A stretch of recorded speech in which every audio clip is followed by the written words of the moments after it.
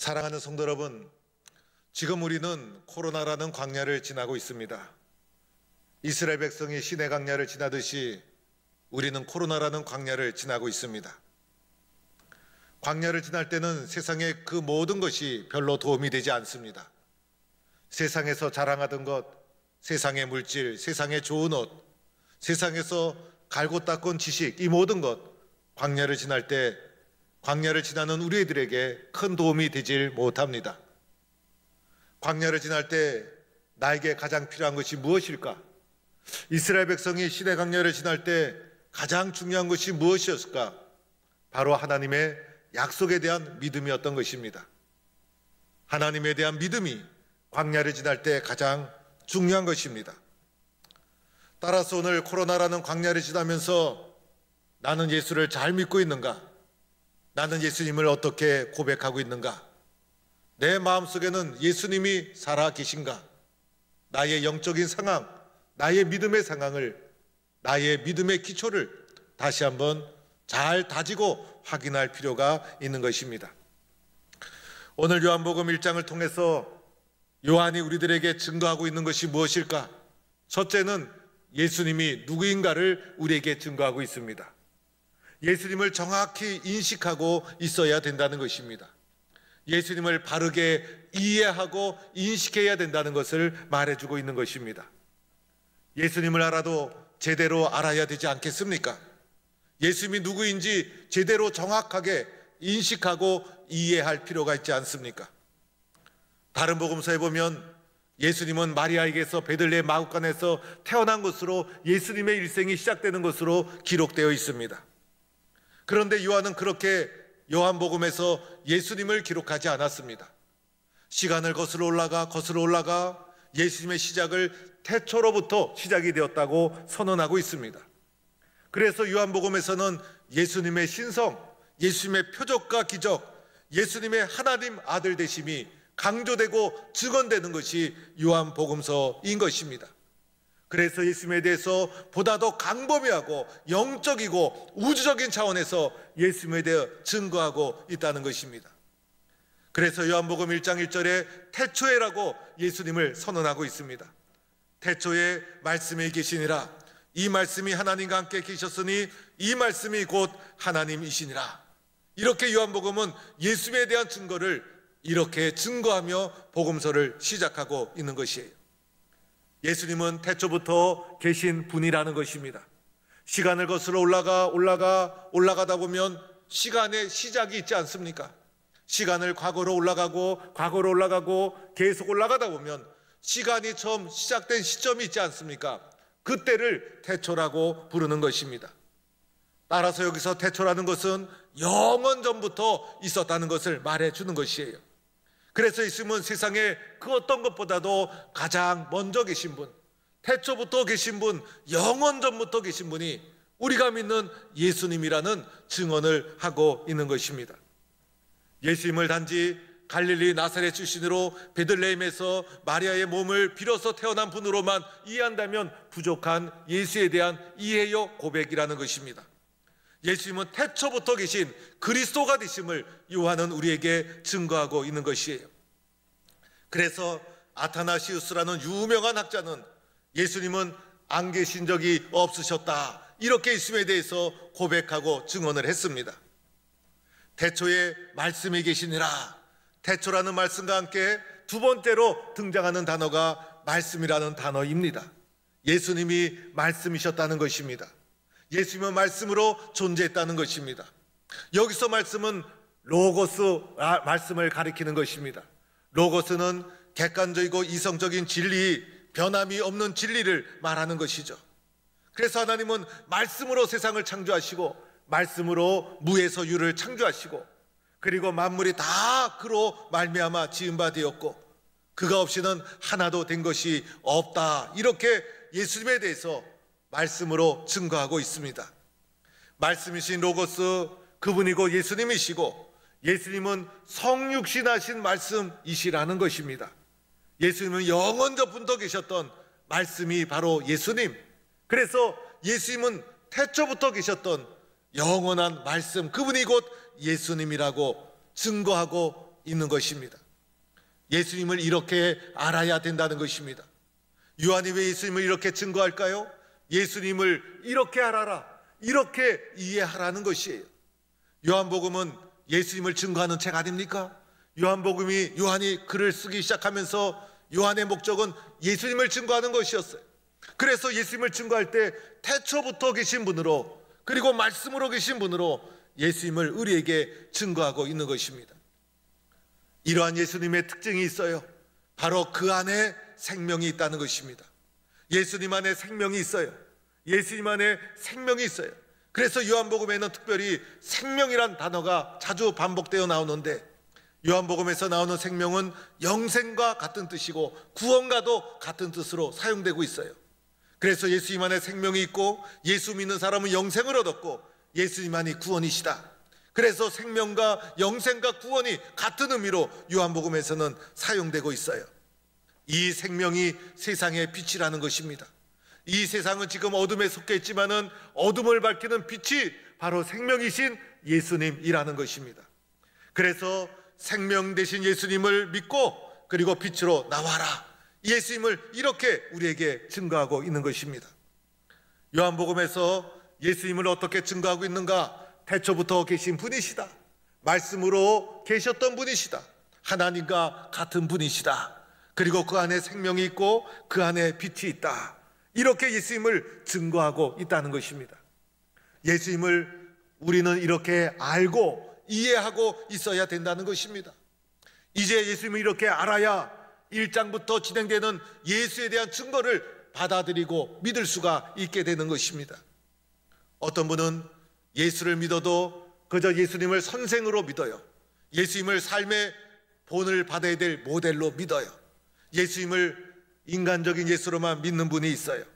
예수님을 선한 일을 실천하신 분으로만 예수님을 이해하는 분들이 있어요.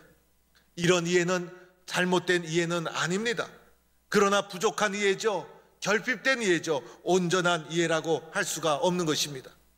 이것은 예수님에 대해서 인성만 바라보고 있는 거예요.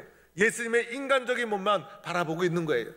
그래서 이렇게 예수님을 이해할 때 정상적인 삶을 살아갈 수 있을 때는 나도 예수님을 본받아 살아야지, 나도 예수님을 본받아 살아야지, 예수님처럼 살아야지, 예수님 말씀에 순종해야지, 이렇게 우리의 삶을 이끌어가는 인도자로서 예수님을 고백하며 따라가는 믿음의 어떤 큰 도움을 받을 수가 있는 것입니다. 그런데 살다 보면 우리들이 정상적으로만 삶을 사는 것이 아니잖아요. 우리의 삶이 송두리째 무너질 때가 있지 않습니까? 실존이 무너지고 삶의 터전이 무너지고 그리고 생명이 흔들리고 내 힘으로 해결할 수 없는 엄청난 절망 속에 떨어지고 내 힘으로 일어날 수 없는 절망 속에 떨어질 때가 있어요. 내가 힘이 있어야 예수님을 본받아 사는데 내 삶의 실존과 삶의 터전이 다 무너질 때가 있더라는 것입니다. 그때 예수님은 나에게 어떤 분이신가? 나는 그때 예수님을 무엇이라고 고백할 수 있는가? 나의 전 영혼과 인생과 삶을 구원해 주실 참된 구원자라고 고백할 수 있는가? 예수님의 신성에 대한 믿음과 고백이 없이는 불가능하다는 것입니다. 그래서 요한복음은 1장 1절부터 예수님에 대해서 광범위하게 우리들에게 그분의 본래의 모습을 증언하고 있는 것이에요. 이것이 예수님에 대한 바른 이해고 본질적인 이해라는 것입니다. 따라서 우리들은 예수님에 대해서 이분은 태초부터 계신 분이요, 말씀으로 세상을 창조하신 분이요, 하나님과 같은 분이라는 고백을 해야 합니다. 예수 안에만 생명이 있고 예수님만이 어둠과 세상을 밝히는 빛이시다. 우리가 코로나라는 광야를 지날 때 세상에 나의 삶에 도움을 주고 내 삶을 인도해 주실 분 누군가? 이 코로나라는 이런 광야로부터 나를 구원해 주실 분은 오직 예수님 뿐이시다. 예수님만이 나의 구원자가 되시고 예수님만이 나를 인도해 주실 분이고 예수님만이 나에게 힘이 되시는 분이시다. 예수의 그리스도 되심을 고백하고 이해하고 그리고 따라가는 성도가 되어야 한다는 것입니다. 그래야 어려움도 잊혀나가고 그리고 코로나라는 강야도 넘어갈 수가 있다는 것입니다. 그래서 요한복음 1장에서는 예수에 대한 바른 이해가 무엇인가? 이것을 우리에게 묻고 있는 것이에요. 두 번째로는 예수에 대한 이런 이해를 했으면 예수님에 대한 올바른 태도가 무엇인가를 생각해 보아야 합니다.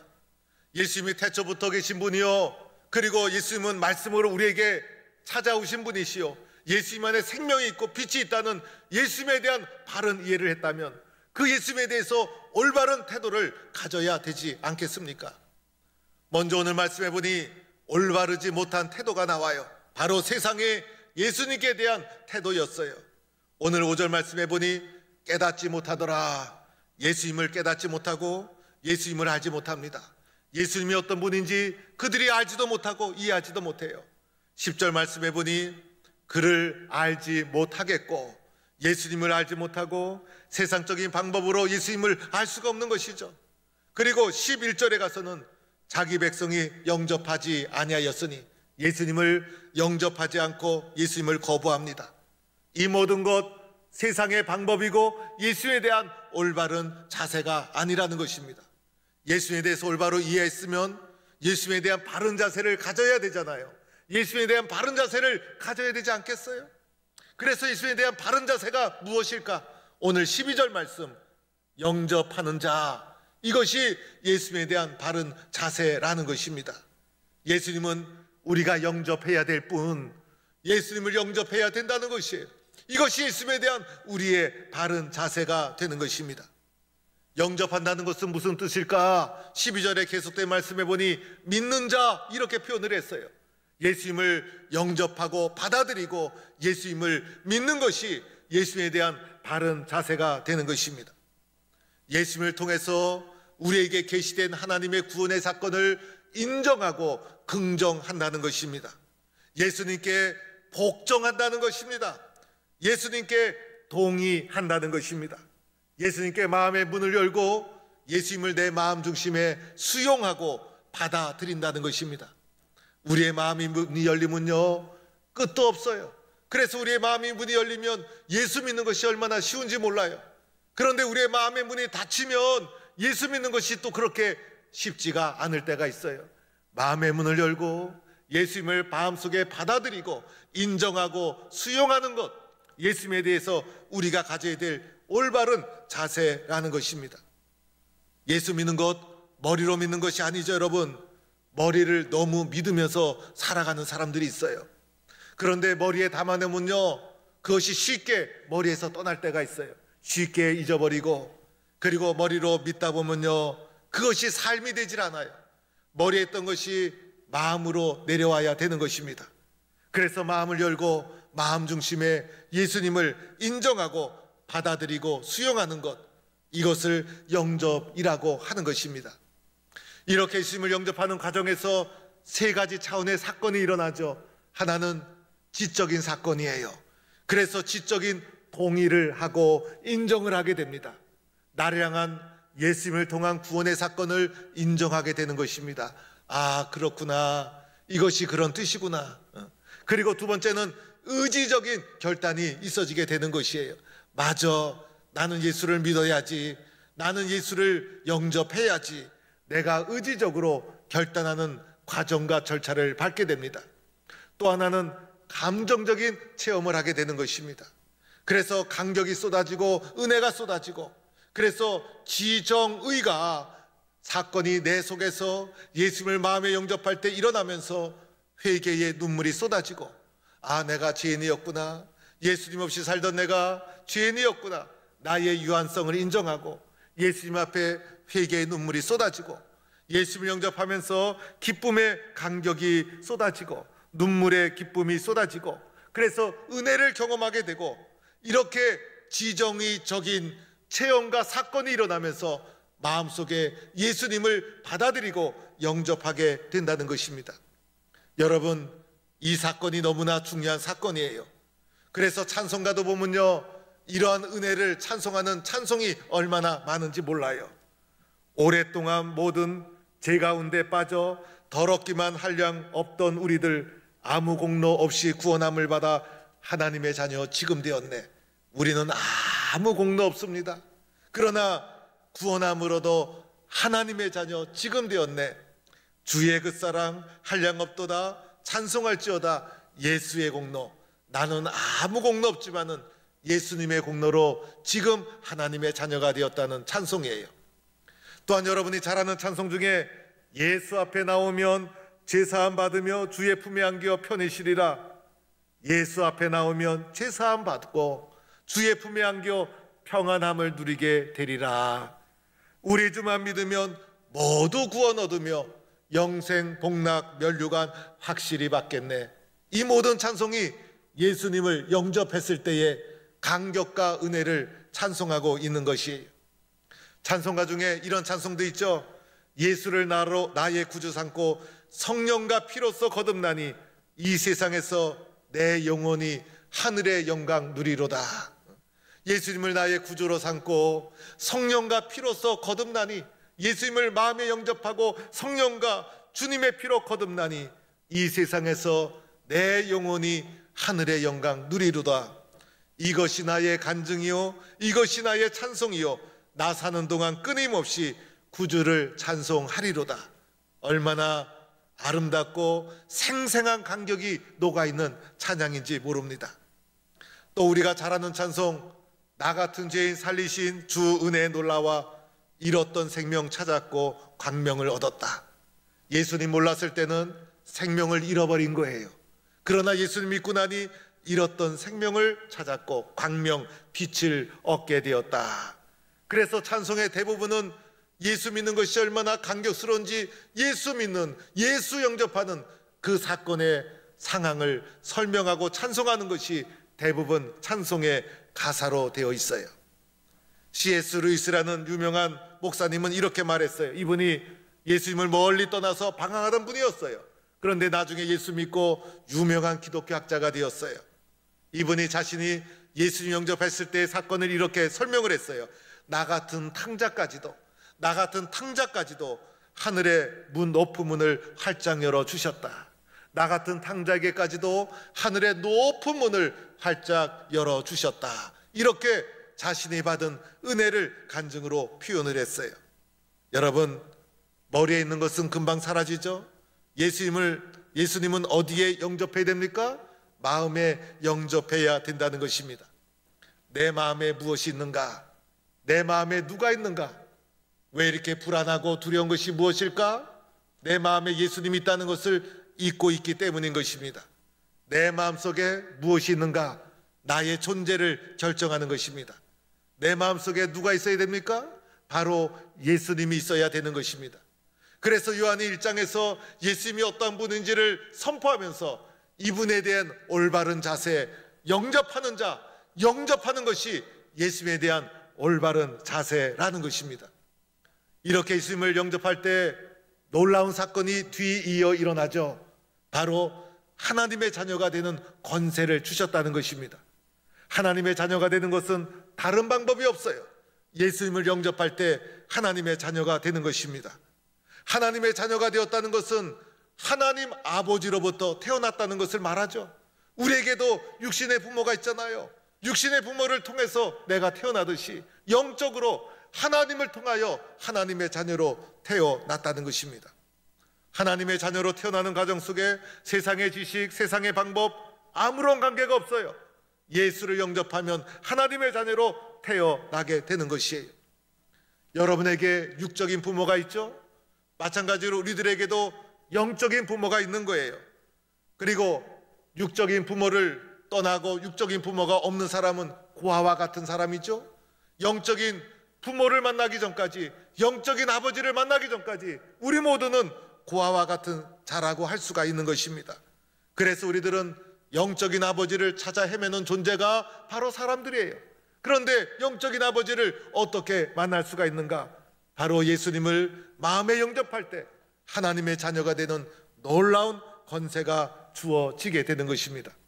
따라서 예수 영접한 우리들 마음속에 이런 마음을 가져야 됩니다. 내 마음속에는 예수님이 계시고, 이 예수님은 어떤 분이십니까? 태초부터 계신 분, 말씀으로 계신 분, 그리고 생명이요 빛이 되신 분, 그분이 내 마음속에 계시고, 예수님을 영접한 우리들은 무엇이 되었습니까? 하나님의 자녀가 되었다. 나는 하나님의 자녀가 되었다. 이런 확신과 믿음을 가지는 성도가 될 수 있기를 축원합니다. 하나님의 자녀가 된 사람은요, 보는 것도 달라요. 우리가 하나님을 몰랐을 때는요, 세상에 욕심만 보였어요. 그런데 예수 믿고 하나님의 자녀가 되니 보는 것이 달라요. 그때부터 우리가 보게 되는 것이 하나님의 영광이에요. 그래서 자녀된 우리들이 은혜와 진리가 충만한 하나님의 영광, 그것을 바라보며 살아가는 자가 되는 것입니다. 여러분, 2021년도 첫 주일을 우리 성도님들이 온라인으로 드리게 되니 너무나 마음이 아프고 가슴이 무겁습니다.